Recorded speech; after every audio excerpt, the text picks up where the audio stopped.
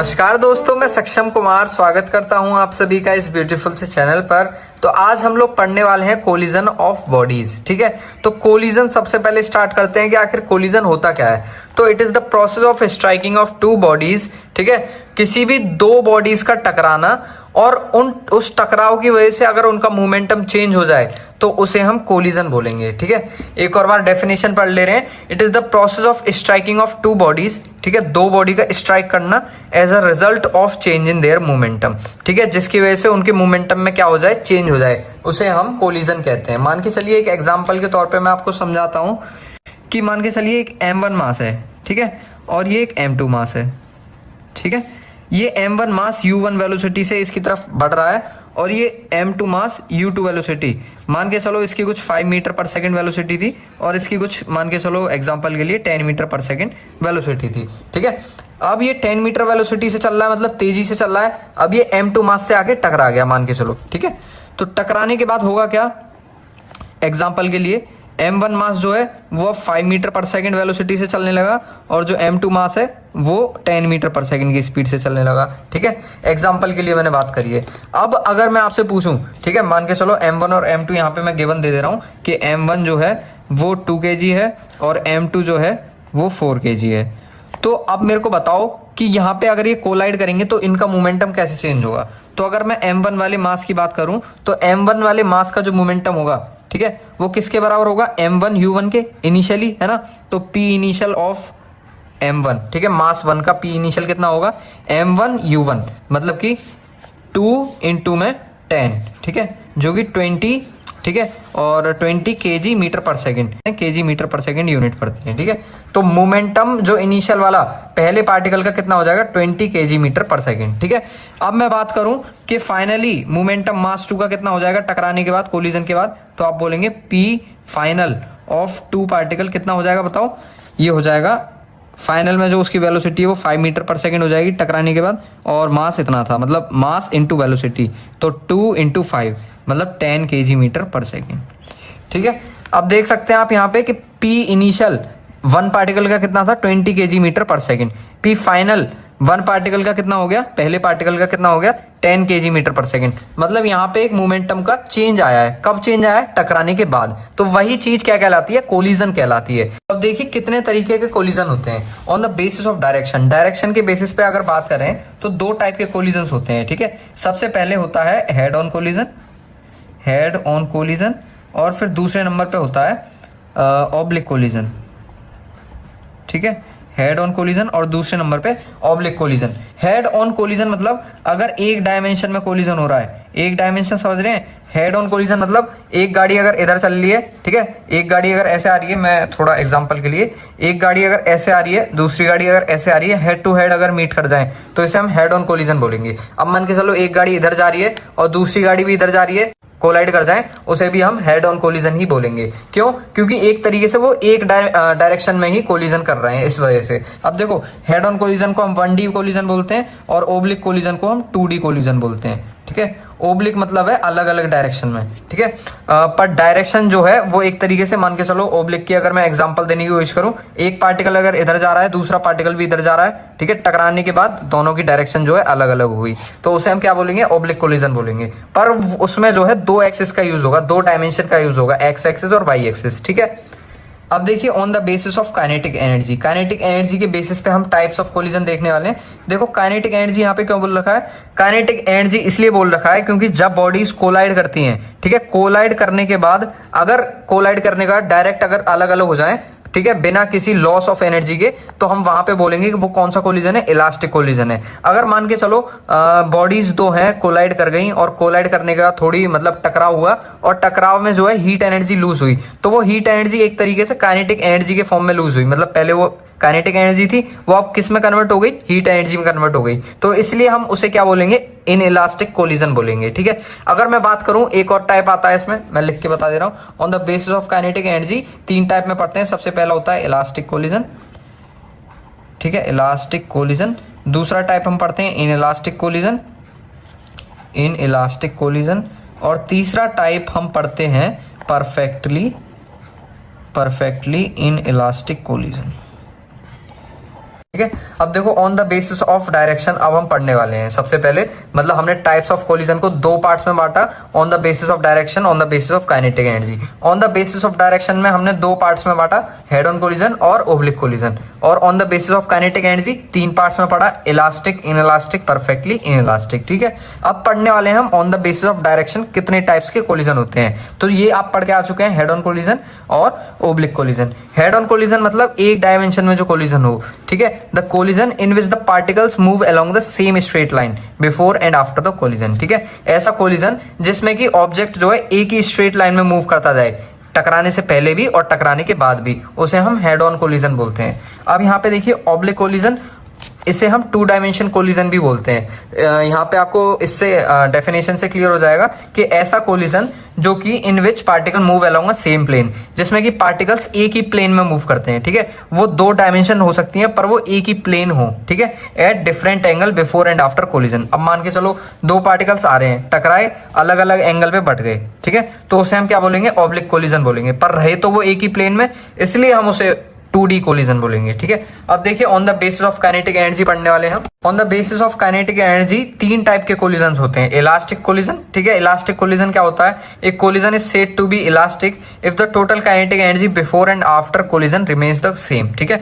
मान के चलो जो काइनेटिक एनर्जी पहले थी किसी ऑब्जेक्ट की, दो ऑब्जेक्ट टकराए, उनकी इनिशियल जो काइनेटिक एनर्जी थी टकराने के बाद भी वो सेम रहेगी। ठीक है। मतलब इनिशियल काइनेटिक एनर्जी और फाइनल काइनेटिक एनर्जी अगर सेम है तो इसका मतलब वो कौन सा कोलिजन है, इलास्टिक कोलिजन है। अगर मान के चलो इनइलास्टिक कोलिजन में क्या होता है कि अगर काइनेटिक एनर्जी कांस्टेंट नहीं है, ठीक है, तो उसे हम क्या बोल देंगे, इनइलास्टिक कोलिजन बोलेंगे। कैसे, एक एग्जांपल देता हूं आपको कि दो गाड़ी अगर टकराई, ठीक है, दो गाड़ी अगर टकराई, उनमें जो है टकराने के बाद थोड़ी देर तक टचिंग रही, ठीक है, तो उसकी वजह से क्या होगा, उनकी काइनेटिक एनर्जी हीट एनर्जी में कन्वर्ट हो जाएगी, तो उसे हम इनइलास्टिक कोलिजन बोलेंगे। क्यों? क्योंकि काइनेटिक एनर्जी एक तरीके से पहले जो थी दोनों बॉडीज की वो सेम नहीं रही, ठीक है, आफ्टर द कोलिजन वो सेम नहीं रही, इसलिए हम उसे इनइलास्टिक कोलिजन बोलेंगे। अब देखिए परफेक्टली इनइलास्टिक कोलिजन। तो परफेक्टली इनइलास्टिक कोलिजन मतलब ऐसा कोलिजन जिसमें कि बॉडी चिपक जाए, जैसे कि गाड़ी टकराई और टकराने के बाद अलग ही नहीं हुई, वो साथ के साथ चलती रही, तो उसे हम क्या बोलेंगे, परफेक्टली इनइलास्टिक कोलिजन बोलेंगे। इसमें काइनेटिक एनर्जी का लॉस जो है वो मैक्सिमम होता है, ठीक है। हमने देखा कि इलास्टिक कोलिजन में काइनेटिक एनर्जी हमेशा कंजर्व रहेगी और बाकी दो केसेस में काइनेटिक एनर्जी बिल्कुल भी कंजर्व नहीं रहेगी। पर यहाँ पे एक इंपॉर्टेंट बात और है जानने के लिए कि इनमें काइनेटिक एनर्जी सिर्फ इलास्टिक कोलिजन में कंजर्व रहती है, और बाकी अगर मैं बात करूं मोमेंटम की, तो मोमेंटम जो है वो तीनों में ही कंजर्व रहता है, ठीक है। हम यहाँ लिख सकते हैं कि मोमेंटम इज कंजर्व्ड, इन तीनों का ही जो है मोमेंटम जो है कंजर्व रहता है, इलास्टिक का भी, इनइलास्टिक का भी और परफेक्टली इनइलास्टिक का भी। तो सबसे पहले देखिए इलास्टिक कोलिजन। इलास्टिक कोलिजन होता क्या है वो हम पढ़ के आ चुके हैं। इलास्टिक कोलिजन में भी अब हम एक टाइप पढ़ने वाले हैं, हेड ऑन कोलिजन, ठीक है। हेड ऑन कोलिजन मतलब कि गाड़ियां जो है सामने सामने टकरा रही हैं, एक डायरेक्शन में भी जा सकती हैं वो और अपोजिट डायरेक्शन में भी, तो ठीक है। इलास्टिक कोलिजन का एक टाइप करते हैं, हेड ऑन कोलिजन। देखिए हो क्या रहा है, मान के चलो कोई एक M1 बॉडी है और मान के चलो कोई एक M2 बॉडी है। इनिशियली M1 की जो स्पीड है वो U1 है, इनिशियली M2 की वेलोसिटी U2 है। अब मान के चलो दोनों कोलाइड कर गए, ठीक है, और कोलाइड करेंगे कब, जब U1 वेलोसिटी U2 से ज्यादा होगी। अब मान के चलो दोनों कोलाइड कर गए और कोलाइड करने के बाद दोनों अलग अलग हो गए तुरंत। अब जब अलग अलग हुए तो उनकी वेलोसिटीज में चेंज भी आया होगा, पहले इसकी U1 वेलोसिटी थी, अब इसकी कुछ V1 वेलोसिटी हुई होगी, और M2 मास की जो है अब कुछ V2 वेलोसिटी हो गई होगी, ठीक है। जो डेरिवेशन है वो काफी ज्यादा लेंथी है, क्लास 11th फिजिक्स का सबसे ज्यादा लेंथी डेरिवेशन भी हम इसे बोल सकते हैं, तो इसे देख के घबराना मत। देखिए ये जो कहानी आपने देखी ये बिफोर कोलिजन थी, ठीक है, ये बिफोर कोलिजन थी, और बाकी ये जो है ड्यूरिंग कोलिजन है, और ये जो है आफ्टर कोलिजन है, आफ्टर कोलिजन, ठीक है। अब इसके कुछ स्टेप्स रहने वाले हैं, वो स्टेप्स आपको याद रखने हैं, बस इनिशियल स्टेप्स, फिर आपको पूरा डेरिवेशन याद रहेगा। अब देखिए डेरिवेशन कहता क्या है कि हमें पता है कि इलास्टिक कोलिजन में मोमेंटम और काइनेटिक एनर्जी दोनों चीजें क्या रहती है, कंजर्व रहती हैं, ठीक है। तो हम यहाँ पे लिख सकते हैं पहली हेडिंग हमारी कि by conservation of kinetic energy initial kinetic energy और फाइनल काइनेटिक एनर्जी क्या रहेंगी, सेम रहेंगी। तो यहाँ पे हम लिख सकते हैं हाफ M1U1 स्क्वायर, ठीक है, इस ऑब्जेक्ट को अगर देखें तो half M1U1 square plus half M2U2 square बराबर किसके हो जाएगा, half M1V1 square plus half M2V2 square, ठीक है। अब देखो यहाँ से आप हाफ कॉमन लेके कैंसल आउट कर सकते हो दोनों साइड, ठीक है। अब यहाँ पे m1u1 square plus m2u2 square m1v1 square plus m2v2 square के बराबर आ चुका है, ठीक है। अब देखिए u1 और v1 वाली टर्म्स को पास ले लीजिए, तो m1, ठीक है, मतलब m1 कुल मिला के हमें कॉमन लेना है, तो m1u1 स्क्वायर और ये यहाँ पे माइनस में ले लिया हमने, और बाकी m2 कॉमन लेना है, इसलिए हमने m2u2 स्क्वायर को इधर पहुंचा दिया राइट हैंड साइड। अब देखिए यहाँ से हमने m1 कॉमन लिया, बचा क्या है u1 square minus v1 square, और इक्वल टू में क्या बचा, m2 कॉमन ले लिया तो v2 square minus u2 square. यहाँ से हम आइडेंटिटी को अगर खोलेंगे तो u1 square minus v1 square, ठीक है, आइडेंटिटी खुल जाएगी a plus b a minus b में, तो u1 plus v1 u1 minus v1, ठीक है। अब देखो ये वाली आइडेंटिटी भी यहाँ पे खुल जाएगी, v2 plus u2 v2 minus u2। ये हम पहली इक्वेशन कंसिडर कर लेंगे। अब देखो यहाँ पे हम लिख सकते हैं, सबसे पहले हमने ये देखा कि as we know elastic collision में मोमेंटम और काइनेटिक एनर्जी दोनों चीजें कंजर्व रहती हैं, तो काइनेटिक एनर्जी से हमने एक इक्वेशन जो है वो बना ली है। अब हम बनाएंगे मोमेंटम के कंजर्वेशन से। हमें पता है कि मोमेंटम कंजर्व रहेगा, तो हम यहाँ पे लिख सकते हैं m1u1 plus m2u2 m1v1 plus m2v2 के बराबर होगा, ठीक है। अब देखिए इसे जो है हमने x इक्वेशन कंसिडर कर लिया, क्योंकि आगे जाके इंपॉर्टेंट होने वाली है, तो इसलिए मैंने इसे x इक्वेशन मान लिया है। अब देखिए यहाँ से आप m1 कॉमन लेंगे पिछली बार की तरह, तो m1 वाली टर्म्स को पास ले आइए, लाइक टर्म्स को पास ले आइए, तो यहाँ से m1v1 उठा के मैं लेफ्ट हैंड साइड ले आया, तो ये हो गया। m2 वाली टर्म को राइट हैंड साइड ले गए, तो ये बन गया, ठीक है। m1 मैंने कॉमन लिया तो u1 माइनस v1, और m2 कॉमन लिया तो v2 माइनस u2। ये हम सेकंड इक्वेशन मान लेंगे। अब देखिए आप यहाँ से देख पा रहे होंगे पहली इक्वेशन में और सेकंड इक्वेशन में अगर आप कंपेयर करें, तो अगर मैं इन दोनों इक्वेशंस को डिवाइड करूंगा तो m1 से m1 कैंसल आउट हो जाएगा और m2 से m2, ठीक है। और एक और चीज कैंसल आउट होगी जो कि है u1 माइनस v1 से u1 माइनस v1 और v2 माइनस u2 से v2 माइनस u2। इसलिए मेरे को ये स्टेप आसान दिख रहा है, तो यहाँ पे मैं लिख दूंगा कि divide equation first by equation second. पहली इक्वेशन को दूसरी इक्वेशन से डिवाइड कर दीजिए, तो डिवाइड करने के बाद कुछ ऐसा बनेगा जो कि मैं अभी आपको समझा चुका हूँ। m1 से m1 काट देंगे और इससे ये m2 से m2 और v2 माइनस u2 से v2 माइनस u2, ठीक है। तो अब इक्वेशन कुछ ऐसी फॉर्म हो जाएगी, और मैं आपको यहाँ पे ही बता दे रहा हूँ कि इस इक्वेशन को आप याद रखेंगे, क्योंकि आगे न्यूमेरिकल सॉल्व करने के यूज में ये इक्वेशन आने वाली है, तो मैं यहाँ पे न्यूमेरिकल लिख दे रहा हूँ, ठीक है। अब देखो यहाँ पे न्यूमेरिकल सॉल्व करने की इक्वेशन काफी ज्यादा इंपॉर्टेंट है। यहाँ से हम v1 की वैल्यू फाइंड कर लेंगे, जो कि v2 प्लस u2 और माइनस में u1 के बराबर आ जाएगी। इसे हमने थर्ड इक्वेशन कंसिडर कर लिया। अब देखिए v1 की वैल्यू जो हमने ये निकाली है, ये हमें x इक्वेशन में पुट कर देनी है। x इक्वेशन हमने ये पढ़ी थी, तो x इक्वेशन में जब आप इसे पुट करेंगे तो यहाँ पे कुछ ऐसा आएगा कि m1u1, ठीक है, x इक्वेशन को देखते चलिए, प्लस m2u2 इक्वल किसके, m1v1 की जगह आपने ये तामझाम रख दिया, ठीक है, प्लस m2v2। तो यहाँ पे इक्वेशन बन चुकी है। अब इसे खोलने की प्रक्रिया करेंगे, जो कि m1u1 प्लस m2u2 बराबर किसके, m1v2 plus m1u2 plus minus का साइन आएगा माइनस m1u1। ये चीजें हमारी आ चुकी हैं, ठीक है। और ये एक बचा हुआ m2v2। अब देखो क्योंकि ये मेरे को सेम दिख रहे हैं, इसलिए मैं इन्हें पास ले आऊंगा, तो ये हो जाएगा 2m1u1, ठीक है, प्लस का साइन m2u2 माइनस का साइन, माइनस कौन सा, देखिए m1u2 है, मेरे को जो है u2 कैसे भी करके कॉमन लेना है, तो मैं राइट हैंड साइड से u2 जो है u2 के पास ले आया, ठीक है। अब देखो मेरे को v2 भी कॉमन लेना है, तो v2 और v2 राइट हैंड साइड बचा हुआ है, हमने लिख लिया। अब यहाँ से u2 कॉमन आ गया और यहाँ से v2 कॉमन आ गया, ठीक है। तो अब हमें वैल्यू किसकी निकालनी है, v2 की वैल्यू, मतलब final velocity of second particle हमें फाइंड करना है। तो v2 की वैल्यू अगर आप यहाँ से निकालोगे तो ये बराबर आ जाएगी 2m1u1 plus m2 minus m1u2, ठीक है, अपॉन में ये ले आओगे आप यहाँ डिवाइड में, तो m1 प्लस m2। तो यहाँ से हमारी वेलोसिटी ऑफ सेकंड पार्टिकल आ चुकी है, और ये कौन सी वेलोसिटी है, फाइनल वेलोसिटी है। अब इसकी मदद से हम वेलोसिटी ऑफ फर्स्ट पार्टिकल को डिराइव करने वाले हैं। कौन सी वेलोसिटी, फाइनल वेलोसिटी। तो देखिए v2 की वैल्यू हमारी कुछ इस प्रकार से आ चुकी है, क्योंकि अगर हम इस फॉर्मूले को खोलेंगे, देख सकते हैं आप, अगर हम इस फॉर्मूले को खोलेंगे, दोनों पे अगर डिवाइड लगाएंगे हम इसे, तो ये इक्वेशन कुछ इस प्रकार से बन जाएगी, ठीक है। v2 की वैल्यू कुछ इस प्रकार से आ जाएगी। तो अब v2 की वैल्यू हमें जो है पुट करनी है इक्वेशन नंबर 3 में। इक्वेशन नंबर 3 कौन सी है, इक्वेशन नंबर 3 है, एक मिनट, इक्वेशन नंबर 3 देख लीजिए, v1 जो है ये वाली इक्वेशन, ठीक है। इस वाली इक्वेशन में अब हम v2 की वैल्यू को अगर पुट करेंगे, तो आप उसे अपनी कॉपी में एक बार लिख लेना। तो v1 जो है किसके बराबर है, यहाँ पे मैं एक बार लिख भी दे रहा हूँ, वो इक्वेशन क्या है हमारी, कुछ इस प्रकार से है। तो इक्वेशन 3 कुछ इस प्रकार से है कि v1 जो है v2 plus u2 minus u1 के इक्वल है, ठीक है। अब हमें बस वैल्यूज रखनी है और आपका v1 वेलोसिटी भी निकल के आ जाएगी। तो v1 जो है किसके बराबर है, v2 की वैल्यू ये पढ़ी आपने, तो v2 ऐसे का ऐसा लिख दिया, प्लस u2, ठीक है, प्लस u2 माइनस u1। अब देखो v1 की वैल्यू क्या आ जाएगी, 2m1 u1। ये वाला जो u1 था ये हमने इसके पास ले लिया क्योंकि हमें u1 यहाँ से कॉमन लेना है। तो ये पास लेने के बाद फिर यहाँ से u1 जब कॉमन लेंगे तो ये माइनस का 1 बचेगा यहाँ पे, ठीक है।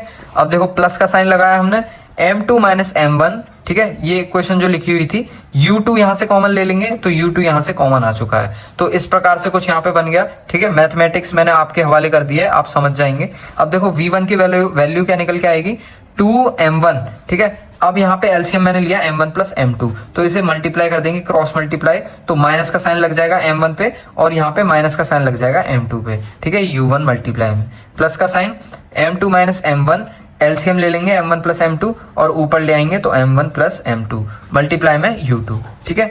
अब यहाँ से क्या करेंगे, 2m1 माइनस m1, m1 के बराबर आ जाएगा, माइनस का साइन m2, ये इसके बराबर आ गया और मल्टीप्लाई में u1 अपॉन में m1 प्लस m2 और ये प्लस का साइन, और यहाँ पे क्या होगा, m1 से m1 हम काट सकते हैं, ठीक है, क्योंकि एक नेगेटिव है एक पॉजिटिव है। m2 plus m2 2m2 multiply में u2 अपॉन में m1 plus m2।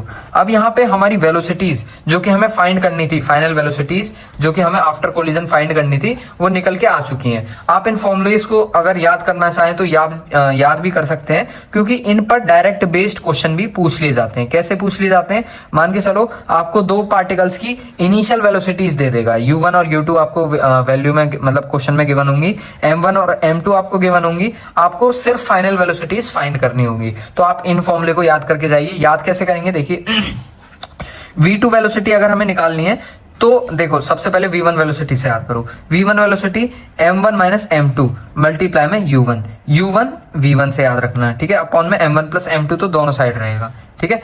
m1 minus m2, मेरे साथ बोलो, m1 माइनस m2 मल्टीप्लाई में u1 प्लस का साइन 2m2 u2, ठीक है, 1 के अपोजिट वाले 2m2 u2 याद रखना। आप इसे याद रखोगे तो इसका बिल्कुल अपोजिट ये वाला है, v2 फॉर्मूला है, ठीक है। अब देखिए इसके कुछ स्पेशल केसेस हम पढ़ने वाले हैं। स्पेशल केसेस क्या कहते हैं, मान के चलो अगर दोनों बॉडीज जो है सेम मास की हो जाएं तो हमें फाइनल वेलोसिटीज फाइंड करनी है। अगर सेम मासेस के अगर हो जाएंगे दोनों, तो इसका मतलब हम यहाँ पे लिख सकते हैं कि m1 जो है m2 के बराबर हो जाएगा, और उसको भी हम मान ले रहे हैं कि ये दोनों जो है m मास के बराबर हो गए। तो हमें क्या करना है, वेलोसिटी का फॉर्मूला हमें पता है, अब हमें डायरेक्ट बस निकाल देनी है। तो v1 वेलोसिटी का फॉर्मूला हमने यहाँ पे लिख लिया है, इसकी जगह आपको m1 की जगह m पुट कर दीजिए डायरेक्ट। तो यहाँ पे m1 की जगह अगर आप m पुट करेंगे और यहाँ पे m2 की जगह आप m पुट करेंगे तो m माइनस m 0 के बराबर आ जाएगा। तो इस वाली वैल्यू को हम पूरा का पूरा 0 मान सकते हैं। प्लस का साइन 2mu2, ठीक है, 2mu2 अपॉन में m1 प्लस m2 मतलब m प्लस m, तो ये जो है 2m के बराबर हो गया यहाँ पे, और ऊपर जो है 2m पहले से है, तो 2m से 2m काटेंगे तो v1 की वैल्यू जो है u2 के बराबर आ जाएगी। ये कंक्लूजन जो है हम आगे देखने वाले हैं कि आखिर हमें यहाँ से क्या कंक्लूजन मिलता है। अब मेरे को v2 की वैल्यू फाइंड करनी है। v2 के डायरेक्ट हमें फॉर्मूला पता है, ठीक है, ये देखिए फॉर्मूला, v2 का डायरेक्ट फॉर्मूला हमने नीचे यहाँ पे लिख लिया है कि v2 ये इसके बराबर होता है। अब यहाँ पे क्या करिए, m2 और m1 की जगह क्या वैल्यू रखेंगे, m के बराबर रखेंगे इसे।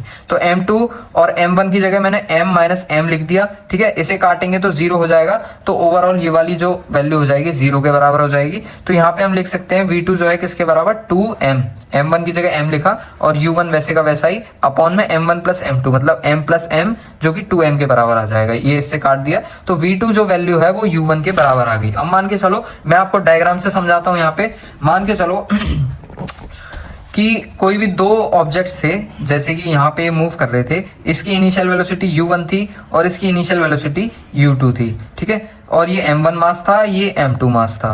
अब जब ये कोलाइड कर जाएंगे तो कोलिजन के बाद इनकी कुछ फाइनल वेलोसिटीज v1 रहेगी और एक की फाइनल वेलोसिटी कुछ v2 रहेगी। ये भी m1 मास है और ये m2 मास है।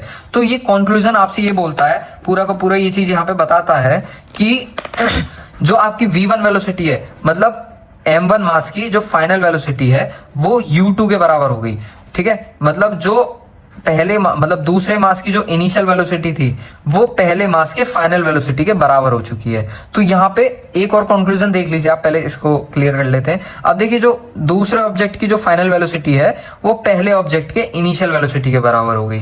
तो यहाँ पे हम कंक्लूजन लिख सकते हैं क्या, पार्टिकल्स की वैल्यूज हैं, ठीक है, यहाँ पे लिख सकते हैं कंक्लूजन कि जो वेलोसिटीज हैं पार्टिकल की, velocities of particles will be interchanged.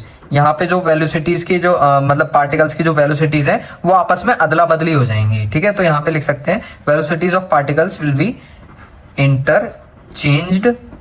ठीक है, इंटरचेंज्ड आफ्टर कोलिजन, कोलिजन के बाद। तो ये हमारा स्पेशल केस 1 हमारा रेडी हो चुका है। अब हम पढ़ने वाले हैं स्पेशल केस 2। तो अब देखिए स्पेशल केस 2 पढ़ने वाले हैं हम। स्पेशल केस 2 क्या कहता है हमसे कि अगर हम एक बॉडी के मास को नेग्लिजिबल मान लें एज कम्पेयर टू अदर। कहने का मतलब ये है कि एक मास हमने भारी भरकम ले लिया, बहुत भारी भरकम, और उसके मुकाबले जो दूसरा मास लिया है हमने वो बहुत छोटा लिया है। उन दोनों का अब हम कोलिजन करवा रहे हैं। तो कोलिजन करवाने के बाद उनकी फाइनल वेलोसिटीज क्या बनेंगी वो हमें फाइंड करनी है। तो V1 का फॉर्मूला आप लोग ये जानते हैं। ठीक है, अब इस V1 के फॉर्मूले में हम क्या करेंगे, हर साइड, ठीक है, पूरी इक्वेशन में हम M2 से डिवाइड कर देंगे। तो यहाँ पे क्या लिखेंगे, M1 upon M2, M2 upon M2, यहाँ पे देख सकते हैं आप। ठीक है, अपॉन में M1 upon M2 plus M2 upon में M2 मल्टीप्लाई में U1 प्लस का साइन लगाएंगे फॉर्मूले का, 2M2 अपॉन M2 मल्टीप्लाई में U2 अपॉन का साइन लगाएंगे M1 upon M2 plus M2 upon M2। ठीक है, तो यहां से होगा क्या कि जो M2 से M2 है वो कट जाएगा, यहाँ भी M2 से M2 कट जाएगा, यहाँ भी M2 से M2 और यहाँ भी M2 से M2। अब देखो क्योंकि M2 मास जो है M1 मास से बहुत ज्यादा बड़ा है, बहुत ज्यादा लार्ज है, तो यहाँ पे हम M1 अपॉन M2 का रेशियो 0 के अप्रोचेस लिख सकते हैं, मतलब ये 0 के बराबर हम लिख सकते हैं। तो यहाँ पे हम क्या देखेंगे कि V1 जो वेलोसिटी है वो हमारी क्या निकल के आ रही है, M1 अपॉन M2 की जगह 0 पुट कर देंगे, माइनस M2 अपॉन M2 1 के बराबर हो गया, अपॉन में 0 प्लस में 1। ठीक है, मल्टीप्लाई में U2 प्लस ये साइन लगाया 2 1 U2, तो 2 U2 अपॉन में 0 प्लस 1। तो यहां से V1 की वैल्यू जो निकल के आ गई वो U1 के बराबर निकल के आ गई, पर ये माइनस का साइन मल्टीप्लाई हो जाएगा तो माइनस U1। आप कहोगे U2 कहाँ गया, तो आप देख सकते हैं कि U2 की वैल्यू जो है 0 के बराबर है, मतलब ये मास जो है एक जगह हमने बिठा के रखा था। इसकी वेलोसिटी जो इनिशियल थी वो हमने क्या रखी थी, 0 रखी थी। तो यहाँ से क्या कंक्लूजन निकल के आता है कि जो फाइनल वेलोसिटी है, ठीक है, जो फाइनल वेलोसिटी है मास 1 की जो फाइनल वेलोसिटी है वो किसके बराबर है, माइनस U1 के। मतलब जिस वेलोसिटी के साथ हमने मास U1 को हमने मास M1 को हमने M2 मास की तरफ भेजा था, उतनी ही वेलोसिटी से वो लौट के दबे पांव भाग आएगा, क्योंकि आप देख सकते हैं V1 की वैल्यू जो है माइनस U1 के बराबर है। अब देखिए V2 की वेलोसिटी, V2 की वैल्यू किसके बराबर होगी, यहाँ पे हमने फॉर्मूला लिख लिया है, इसमें भी सेम प्रोसेस हम करेंगे, M2 से डिवाइड मार देंगे। अब देखो M2 से डिवाइड करने के बाद कुछ इस प्रकार की इक्वेशन बनेगी, M2 अपॉन M2 1 के बराबर, M1 अपॉन M2 0 के बराबर, अपॉन 0 प्लस 1। ठीक है, मल्टीप्लाई में U2 प्लस का साइन 2 M1 अपॉन M2 मतलब 0 मल्टीप्लाई में U1। अब इसे लिखने की जरूरत नहीं है क्योंकि वैसे ही 0 हो जाएगा। अब देखो 1 माइनस 0 मल्टीप्लाई में U2 अपॉन में 1, तो U2 के बराबर आ गई फाइनल वेलोसिटी। मतलब कहने का मतलब ये है कि जो आपका सेकंड पार्टिकल था, आप यहाँ पे देख सकते हैं, जो U2 वेलोसिटी थी वो किसके बराबर हो गई, V2 वेलोसिटी के बराबर हो गई। मतलब जो M2 मास पहले स्पीड को एक्वायर किया हुआ था, जो कि रेस्ट था, वही रेस्ट पोजीशन अब उसकी रहेगी। मतलब स्टेट जो है M2 की चेंज नहीं हुई। क्यों चेंज नहीं हुई, क्योंकि M2 अपने आप में एक बहुत भारी मास है। आप मान के चलिए मैंने एक फुटबॉल रखी, ठीक है, फुटबॉल वो किसकी बनी हुई है, या फिर मैं बोलूं मैंने एक गोला रखा आयरन से बना हुआ है जो कि करीब 10 किलो का है। अब मैं उसके सामने एक मार्बल के जो कंचा देखा होगा आपने, कंचे को अगर रोल करके भेज रहा हूँ, कोलाइड करवा रहा हूँ, दोनों का कोलिजन करवा रहा हूँ, तो आप मेरे को खुद बताओ वो बॉल हिल पाएगी क्या, तो आप बोलोगे बिल्कुल नहीं हिल पाएगी। क्यों नहीं हिल पाएगी, क्योंकि हमने फिजिक्स पढ़ रखी है। ठीक है, कोलिजन्स में ऐसा होता है कि अगर कोई एक M2 मास बहुत ज्यादा भारी है,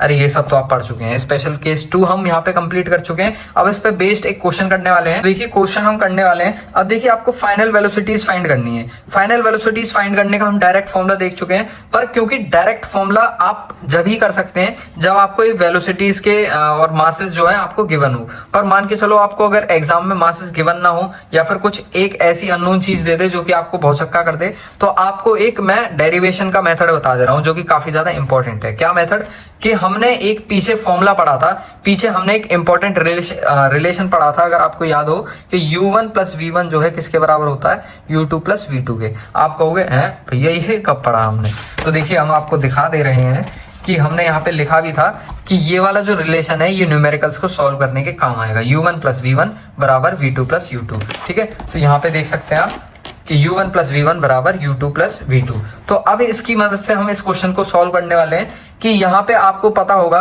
कि u1 की वैल्यू हमें 5 मीटर पर सेकंड गिवन है। अब देखो ये ऑब्जेक्ट्स जो है कोलाइड कर रहे हैं, कोलाइड करने के बाद हमें इनकी फाइनल वेलोसिटीज फाइंड करनी है। तो u1 की वैल्यू क्या गिवन है हमें 5, प्लस का साइन लगाओगे, v1 हमें फाइंड करना है, इक्वल टू का साइन लगाओगे, u2 हमें गिवन है 1, प्लस का साइन लगाओगे, v2 हमें फाइंड करना है। तो यहाँ पे एक इक्वेशन बन चुकी है कि v1 माइनस v2 किसके बराबर, 1 माइनस 5 के, मतलब -4 के बराबर। तो पहली इक्वेशन फॉर्म हो चुकी है। और एक और रिलेशन आप याद रखेंगे कि मैंने आपको बता रखा है कि चाहे किसी भी टाइप का कोलिजन हो, उसमें मोमेंटम जो है हमेशा क्या रहता है, कंजर्व रहता है। तो यहाँ पे हम लिख सकते हैं मोमेंटम इज ऑलवेज कंजर्व्ड, ठीक है, कंजर्व्ड। सो m1v1 m1u1 plus m2u2 equal किसके हो जाएगा, m1v1 प्लस m2v2 के, ठीक है। तो यहाँ पे आप वैल्यूज को पुट करना चालू कर दीजिए।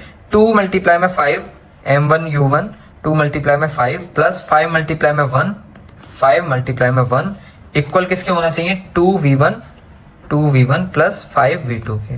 तो यहाँ से एक और इक्वेशन फॉर्म हो जाएगी, कर लेते हैं। 2 5 10 प्लस 5 इक्वल किसके, 2v1 प्लस 5v2 के। तो यहाँ पे 15 जो है किसके बराबर आ गया, 2v1 प्लस 5v2 के। अब देखिए यहाँ से आप फर्स्ट इक्वेशन से v1 की वैल्यू फाइंड कर लीजिए, जो कि हो जाएगी v2 माइनस 4 के, ठीक है। v2 यहाँ पॉजिटिव हो जाएगा और -4। तो v1 की वैल्यू इतनी आ चुकी है। तो यहाँ पे हम पुट करेंगे 15 इज इक्वल टू, इस वैल्यू को यहाँ पे पुट कर, लैंग्वेज आप लिख लेना, ठीक है। 15 इक्वल टू 2 मल्टीप्लाई में v1 मतलब v2 माइनस 4, प्लस का साइन लगाओगे आप, 5 मल्टीप्लाई में v2, 15 is equal to 2v2 minus 8 plus 5v2। यहाँ पे आप दोनों को प्लस कर दीजिए, तो 7v2 माइनस 8 इधर ले जाइए, तो 15 प्लस 8 मतलब कि ये हो जाएगा 23 इक्वल किसके, 7v2 के। v2 की वैल्यू अगर आप यहाँ से डायरेक्ट देखना चाहो तो किसके बराबर, 23/7 मीटर पर सेकंड के। अब v2 की वैल्यू आप यहाँ पे पुट कर देंगे, तो v1 किसके बराबर आ जाएगा, 23/7 माइनस 4 के, मतलब 7 4 28, तो 23 माइनस 28/7, जो कि किसके बराबर बैठता है, जो कि बैठता है -5/7, ठीक है। यहाँ पे 8 माइनस 3, तो ये सही है, हाँ। तो 8 माइनस 3 -5/7। तो आपको यहाँ पे दिख रहा होगा कि जो v1 की जो वेलोसिटी मतलब फाइनल वेलोसिटी जो है m1 मास की, वो कितनी निकल के आई है, -5/7 मीटर पर सेकेंड। क्योंकि ये माइनस मतलब नेगेटिव में निकल के आई है, तो आप यहाँ से कह सकते हैं कि जो 2 kg का मास है, ये दबे पांव उल्टी डायरेक्शन में भागेगा, मतलब -5/7 वेलोसिटी से उल्टी डायरेक्शन में भागेगा। अब हम करने वाले हैं इलास्टिक कोलिजन इन 2 डायमेंशन। तो देखिए आपसे क्या कहता है डेरिवेशन, कि मान के चलो m1 और m2 एक डायरेक्शन में मूव कर रहे हैं, मतलब हेड ऑन मूव कर रहे हैं। अब मूव करते करते क्या हुआ, वो टकराए और टकराने के बाद अलग अलग डायरेक्शन में चले गए। अब क्योंकि अलग अलग डायरेक्शन में चले गए, इसलिए हम इस मोशन को जो है ऑब्लिक मोशन भी कह सकते हैं, या फिर इस कोलिजन को ऑब्लिक कोलिजन भी कह सकते हैं, ठीक है। अब देखो u1 इनिशियली इनकी u1 वेलोसिटी थी और इसकी जो है u2 वेलोसिटी थी। टकराने के बाद इसकी v1 वेलोसिटी हो गई और इसकी v2 वेलोसिटी हो गई। इसने θ1 एंगल बनाया, इसने θ2 एंगल बनाया। अब देखो हमें पता है कि आप कभी भी इक्वेशन अगर बना रहे हैं तो वेलोसिटी की ये फॉर्म लिख नहीं सकते, क्योंकि आपको वेलोसिटी के साथ साथ उसकी डायरेक्शन भी पता होना चाहिए। तो क्योंकि हमें 2 वेक्टर्स गिवन है, तो इसलिए हम वेक्टर्स को रिजॉल्व करना भी जानते हैं। तो थीटा वाले एंगल के साथ साइन थीटा बनता है। तो यहाँ पे लिखते हैं, ये जो है v2 रिजॉल्व होगा 2 कंपोनेंट्स में, एक ऊपर और एक राइट साइड। तो जो बिना एंगल के साथ बना हुआ है उसे हम लिखेंगे v2 साइन θ2, ठीक है। और जो एंगल के साथ बना हुआ है उसे हम लिखेंगे v2 cos θ2। अब देखिए v2 वेलोसिटी को हमने रिजॉल्व कर दिया, v1 वेलोसिटी को रिजॉल्व करेंगे, तो v1 वेलोसिटी एक इस डायरेक्शन में आएगी और एक इस डायरेक्शन में आएगी। तो जो बिना एंगल के साथ है उसे हम लिखेंगे v1 साइन θ1, ठीक है। और जो एंगल के साथ है उसे हम लिखेंगे v2 मतलब v1 cos θ1, ठीक है। तो यहाँ पे हमने वेलोसिटीज को भी रिजॉल्व कर लिया है। अब हमें क्वेश्चन करने में थोड़ी और आसानी होगी। अब मान के चलो आपके पास इलास्टिक कोलिजन का क्वेश्चन पूछा जा रहा है, जो कि 2 डायमेंशन में है, जो कि ये डायग्राम मैंने बना के दिखा रखा है। अगर इस टाइप का क्वेश्चन पूछा जा रहा है तो आप उसके लिए कुछ स्टेप्स फॉलो करेंगे निकालने के लिए। कैसे? सबसे पहला तो ये स्टेप रहेगा कि आप मोमेंटम को कंजर्व दिखाएंगे, ठीक है। अब क्योंकि मोमेंटम आप कंजर्व दिखाएंगे और मोमेंटम कंजर्व दिखाने के लिए आप दोनों एक्सिस में कंजर्व दिखाएंगे। क्यों? क्योंकि ऑब्लिक कोलिजन में दो डायरेक्शन में हम बात करते हैं, 2D में बात करते हैं ना, इसलिए जो है हम इसमें दोनों डायरेक्शन में मोमेंटम को कंजर्व दिखाएंगे। तो सबसे पहले अगर एक्स एक्सिस की बात करें तो सबसे पहले m1u1 प्लस m2u2 किसके बराबर होना चाहिए? यहाँ m1 v1 cos theta 1 plus m2 v2 cos theta 2 के इक्वेशन आप देख सकते हैं। m1u1 प्लस m2u2 बराबर किसके? m1 v1 cos theta 1 plus m2 v2 cos theta 2। ठीक है, अब देखिए क्योंकि हमने पहली इक्वेशन बनाई एक्स एक्सिस को लेके, अब हम सेकंड इक्वेशन बनाएंगे वाई एक्सिस को लेके। तो यहाँ पे हो क्या रहा है, इनिशियली अगर आप इन दोनों ऑब्जेक्ट्स का मोमेंटम देखें इन वाई डायरेक्शन तो वो 0 के बराबर है। क्यों 0 के बराबर है? क्योंकि इनकी वाई डायरेक्शन में तो कुछ वेलोसिटी है ही नहीं इनिशियली, तो यहाँ पे हम वेलोसिटी जो है वाई डायरेक्शन में 0 लिख लेंगे, इसलिए यहाँ पे मोमेंटम भी क्या हो जाएगा? 0 हो जाएगा इनिशियली। अब फाइनल मोमेंटम क्या हो जाएगा? ये हो जाएगा देखिए ये जो है माइनस का हो जाएगा और ये प्लस का, मतलब m1 मास जो है इधर गया तो हम इसका फाइनल मोमेंटम लिख सकते हैं m1 मास का minus m1 v1 sine theta. Minus क्यों लगाया?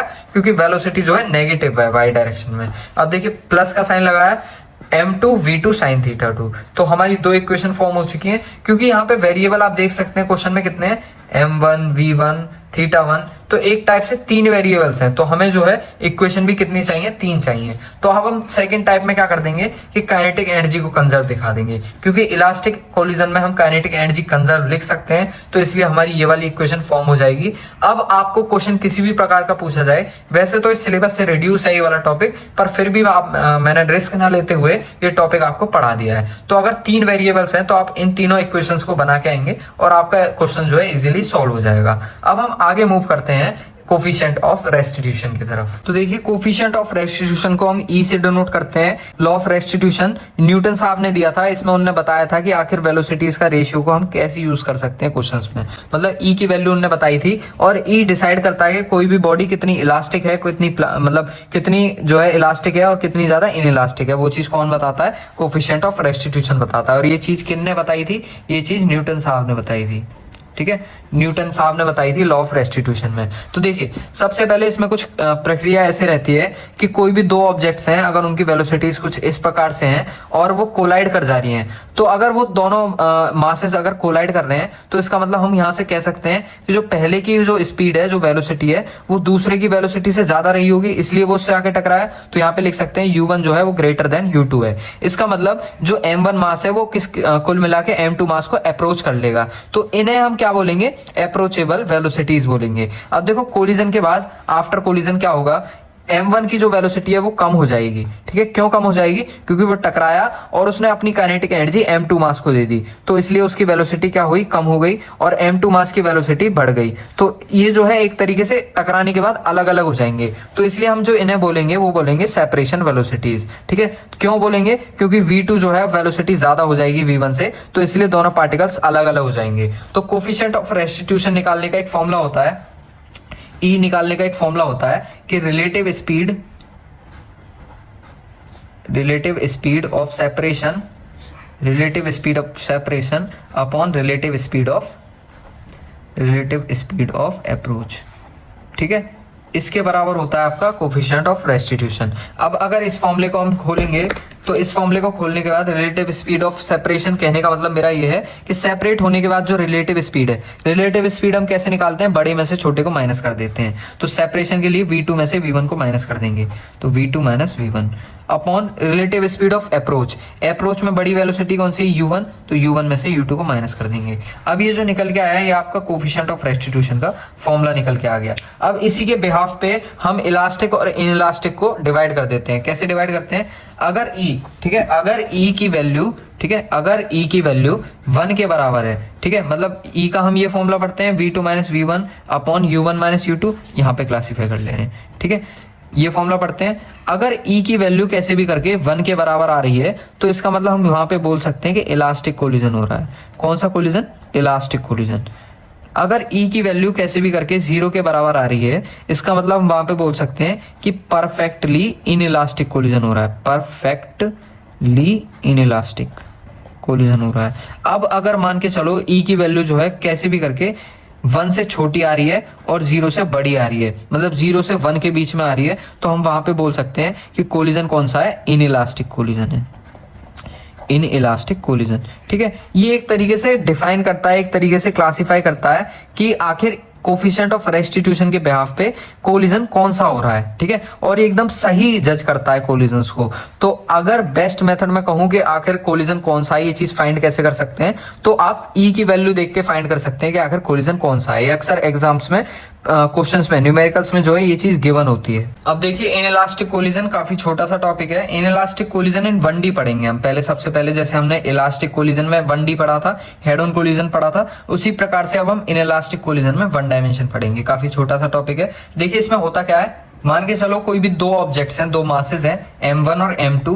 इनिशियल वेलोसिटीज अगर आपको उनकी दे रखी है क्वेश्चन में, आपको फाइनल वेलोसिटीज फाइंड करने को बोल रहा है, तो आप वहां पे क्या प्रक्रिया करेंगे, किस तरीके से सॉल्व करेंगे। आपको एक चीज पता है कि लीनियर मोमेंटम जो है इलास्टिक हो चाहे इनइलास्टिक हो, हर चीज में, हर कोलिजन में कंजर्व रहता है। तो यहाँ पे हम सबसे पहली इक्वेशन जो है लीनियर मोमेंटम से बनाएंगे, जो कि क्या बन के आएगी, m1u1 प्लस m2u2 किसके बराबर हो जाएगा, m1v1 प्लस m2v2 के।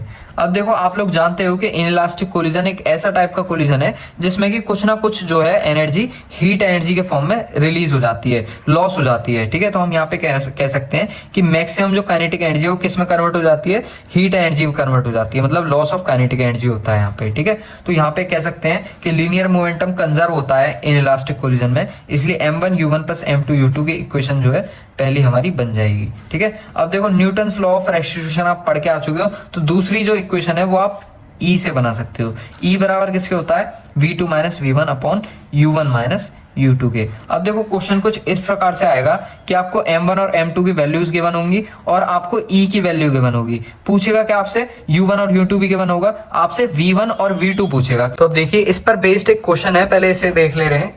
देखिए इसमें क्या है, एक बॉल है जिसका मास 2 kg है, इतनी स्पीड के साथ मूव कर रही है। तो हम यहाँ पे लिख ले रहे हैं, एक 2 kg की बॉल है, 5 मीटर पर सेकंड के साथ मूव कर रही है। कोलाइड किससे कर रही है, वो अनदर बॉल से जिसका मास 3 kg है। ठीक है, moving same direction with the speed of 4 metre per second. तो यहाँ पे 3 kg की बॉल बना ले रहे हैं और ये कितनी इस वेलोसिटी के साथ मूव कर रही है, 4 मीटर पर सेकंड के साथ। अब इसका हमें कोफिशिएंट ऑफ रेस्टिट्यूशन मतलब ई की वैल्यू हमें इतनी दे रखी है, तो हम यहाँ पे लिख ले रहे हैं ई बराबर कितने, 2/3। अब हमें फाइंड क्या करना है, वेलोसिटीज आफ्टर कोलिजन, मतलब जब ये कोलाइड कर जाएंगे तो हमें v1 और v2 फाइंड करना है।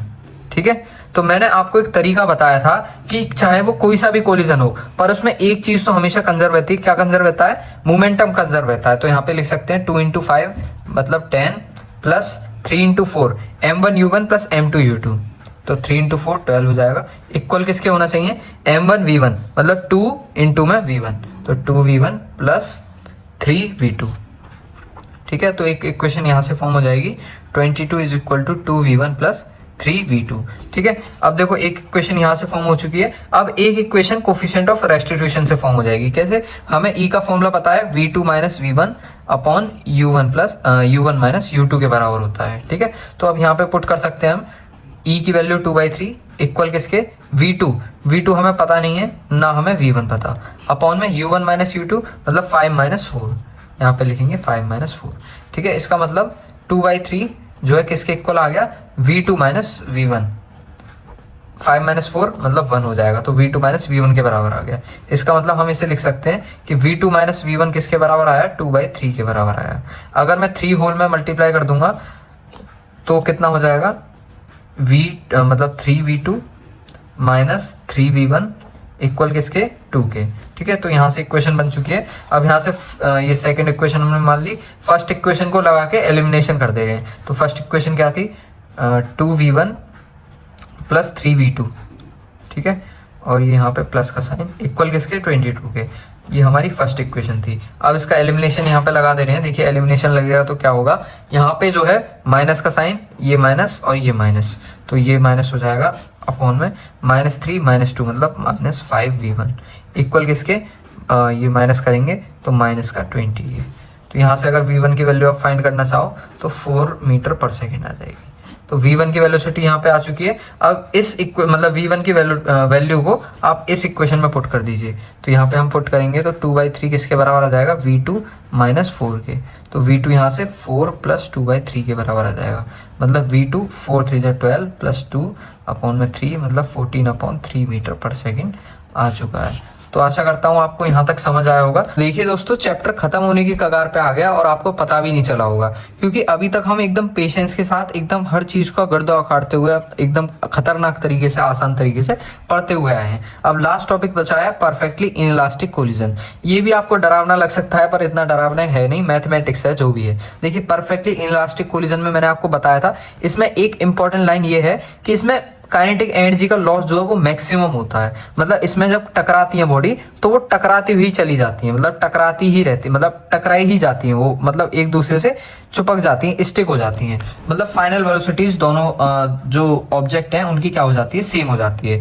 यहाँ पर जो है दो ऑब्जेक्ट्स हैं, दो मासेज हैं, u1 वेलोसिटी पहले की है और एक की u2 वेलोसिटी है। कोलाइड करे, कोलाइड करने का थोड़े से पिच के हीट एनर्जी जो है उनकी, मतलब जो काइनेटिक एनर्जी है वो हीट एनर्जी में तब्दील हुई, ठीक है। चिपकने के बाद अब वो धीरे धीरे v वेलोसिटी से साथ के साथ मूव करने लगे। तो हमें एक चीज पता है कि मोमेंटम हर जगह कंजर्व रहता है, ठीक है। तो मोमेंटम कंजर्वेशन से हमने पहली इक्वेशन बनाई m1 u1 plus m2 u2 m1 v1 plus m2 v2, मतलब v जो है वो दोनों का सेम है, तो यहाँ पे लिख सकते हैं v1 इक्वल टू v2 और ये भी किसके बराबर, v के बराबर दे दिया हमने, ठीक है। तो v पुट कर दिया हमने, यहाँ पे v कॉमन लिया। अब हमें फाइनल वेलोसिटी की वैल्यू निकालनी है, तो m1 अपॉन m2 को डिवाइड में भेज दिया हमने, तो फाइनल वेलोसिटी ये निकल के आ चुकी है। अब देखिए, क्योंकि हमें पता है कि इनइलास्टिक कोलिजन में काइनेटिक एनर्जी का लॉस मैक्सिमम होता है, तो यहाँ पे लॉस ऑफ काइनेटिक एनर्जी भी निकालना काफी ज्यादा इंपॉर्टेंट टॉपिक बन जाता है। तो आप देख सकते हैं यहाँ पे लॉस ऑफ काइनेटिक एनर्जी कैसे निकालते हैं। काइनेटिक एनर्जी का लॉस मतलब कि पहले जो काइनेटिक एनर्जी थी उसमें से फाइनल काइनेटिक एनर्जी माइनस कर दो, तो हमारा लॉस इन काइनेटिक एनर्जी आ जाएगा। तो पहले जो काइनेटिक एनर्जी थी वो कितनी थी, half m1 u1 square plus half m2 u2 square, minus कर देंगे इसमें से half m1 v square plus half m2 v square, ठीक है। अब देखो, माइनस साइन जब आप खोलेंगे, सबसे पहले ये मत करिए, यहाँ पे आप क्या करेंगे, हाफ कॉमन ले लिया, यहाँ से भी हाफ कॉमन लेंगे और यहाँ से आप v स्क्वायर कॉमन ले सकते हैं, तो हमने यहाँ से कॉमन ले लिया। अब देखो, इस दोनों इक्वेशनों में से हाफ कॉमन ले लिया हमने बाहर, ठीक है। हाफ कॉमन लेने के बाद ये चीज बची, अंदर लिख ली, माइनस का साइन, v स्क्वायर बचा, ऐसे लिख लिया m1 प्लस m2, ठीक है। अब देखिए यहाँ पे क्या हो सकता है, ये इक्वेशन यहाँ बन गई, हाफ, ये इक्वेशन ऐसे ही लिख दी, माइनस का साइन लगाया, ठीक है। v स्क्वायर, यहाँ पे हमने v की वैल्यू पुट कर दी, और v की क्या वैल्यू है ऊपर आपने पढ़ी है, m1 u1 plus m2 u2 upon m1 plus m2, इसका होल स्क्वायर मल्टीप्लाई में m1 प्लस m2, ठीक है। अब देखो, एक m1 प्लस m2 से एक m1 प्लस m2 कट जाएगा, तो यहाँ पे जो हम m1 प्लस m2 अब लिखेंगे वो अब सिर्फ सिंगल लिखेंगे, उसका स्क्वायर नहीं लिखेंगे, बल्कि जो ऊपर वाली जो टर्म है उसका यहाँ पे स्क्वायर लिख देंगे हम, और माइनस का साइन आगे का आगे लगा देंगे, और बाकी ये चीज जो है ये सेम रहेगी। और देखिए, यहाँ से ये कट चुका है, और यहाँ से हम क्या कर सकते हैं कि m1 प्लस m2 से ये काट दिया हमने, और यहाँ से होल इक्वेशन से, कैसे, यहाँ से होल इक्वेशन से हमने क्या करा, एलसीएम ले लिया, अपॉन में एलसीएम में m1 प्लस m2 निकल के आया। अब यहाँ पे m1 प्लस m2 की क्रॉस मल्टीप्लाई कर देंगे, तो ये इक्वेशन जो है m1 प्लस m2 से मल्टीप्लाई हो जाएगी, माइनस का साइन लगाया हमने, और बचा कुचा ये हमने ऊपर का ऊपर उतार दिया। अब देखिए, क्रॉस मल्टीप्लाई जब मतलब आप इसका ब्रैकेट खोलेंगे, मल्टीप्लाई करेंगे, तो आ जाएगा m1 square u1 square, m2 m1 u1 square, ठीक है। प्लस का साइन लगाएंगे, m2 m1 u1 square, plus का sign m2 square u2 square, ठीक है। ये वाला माइनस का साइन आ जाएगा। अब इस आइडेंटिटी को हम खोलेंगे, तो m1 u1 square plus m2 u2 square plus 2 m1 u1 m2 u2, ठीक है। अब यहाँ से देखिए, ये ब्रैकेट आप खोलेंगे तो ये टर्म माइनस की हो जाएगी, ठीक है। माइनस से ये प्लस वाला m2 square u2 square cut जाएगा, और ये वाली टर्म भी माइनस की हो जाएगी, ये वाले से ये कट जाएगा। अब बचेगा क्या, m1 m2 u1 स्क्वायर, और यहाँ पे 2m1 u1 m2 u2, यहाँ पे एक चीज कॉमन है, m1 m2 और m1 m2, इसलिए हमने यहाँ पे m1 m2 कॉमन ले लिया बाहर, ठीक है। m1 m2 कॉमन लेने के बाद यहाँ पे जो अंदर बचेगा वो ये क्वांटिटीज बचेंगी, ये क्वांटिटीज यहाँ पे एक आइडेंटिटी बनाती है अपने आप में ही, u1 माइनस u2 का होल स्क्वायर। अब देखिए, मैं ऐसे u2 माइनस u1 भी लिख सकता था, पर मैंने क्यों नहीं लिखा, क्योंकि अगर u2 वेलोसिटी u1 से ज्यादा हो जाएगी तो फिर कोलिजन तो पॉसिबल ही नहीं है, इसलिए यहाँ पे मैंने u1 माइनस u2 का होल स्क्वायर लिखा है, ठीक है। आशा करता हूँ यहाँ वीडियो में क्लियर होगा। अब देखिए, m1 m2 अपॉन में m1 प्लस m2, ये हाफ जो है यहाँ पे आ चुका है, तो ये हमारा लॉस ऑफ काइनेटिक एनर्जी का फॉर्मूला बन चुका है। तो आशा करता हूँ आपको यहाँ तक समझ आया होगा, और इस वीडियो के साथ हम यहाँ पे चैप्टर को खत्म करते हैं। और बाकी बने रहिए इसी प्रकार से, अपना प्यार दिखाते रहिए। कमेंट सेक्शन आपके लिए बिल्कुल फ्री है, एकदम खुला हुआ है। आप उसमें अपने क्वेश्चंस को, अपनी क्वेरीज को पूछ सकते हैं। और थोड़ा सपोर्ट दिखाने के लिए, थोड़ा मेरे को मोटिवेशन फील कराने के लिए आप कुछ भी कमेंट कर सकते हैं, जिससे कि मैं ये सोचूंगा कि हाँ, कम से कम जो स्टूडेंट्स हैं वो मेरे से जुड़े तो हुए हैं, कम से कम थोड़ा इंटरेक्शन शो तो कर रहे हैं। तो उस चीज़ के लिए आशा करता हूँ आपको वीडियो पसंद आई होगी। जब तक के लिए धन्यवाद। और इसके बाद मैं आपको एक वन शॉट का लेक्चर प्रोवाइड करवाने वाला हूँ, जिसमें कि फुल हम करने वाले न्यूमेरिकल्स। और न्यूमेरिकल्स उसमें हर टाइप के होंगे, एनसीईआरटी से लेके एनसीईआरटी एग्जाम्पलर, एनसीईआरटी इन टेक्स्ट क्वेश्चन और एनसीईआरटी एग्जाम्पल्स, और बाकी उसके अलावा एक्स्ट्रा क्वेश्चंस, साइड बुक्स के क्वेश्चंस और प्रीवियस ईयर क्वेश्चन सब इंक्लूड कर देंगे हम उसी में। तो जब तक के लिए बने रहिए, जब तक